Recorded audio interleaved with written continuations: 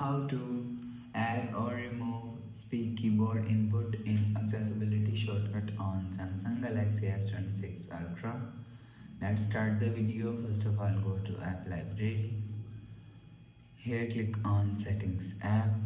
Now in settings, scroll down and click on general management.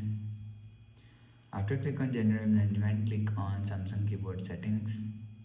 Here scroll down and click on swipe touch and feedback. After click on swipe touch and feedback, you will see click on speak keyboard input allowed.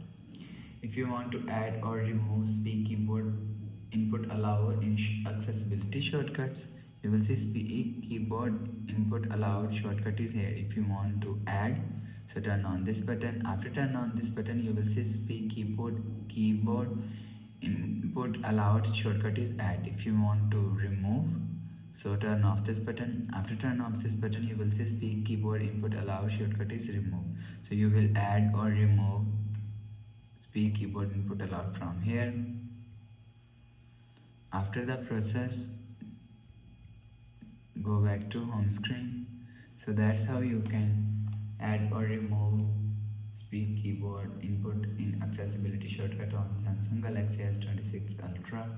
If you like the video, please subscribe. Thanks for watching.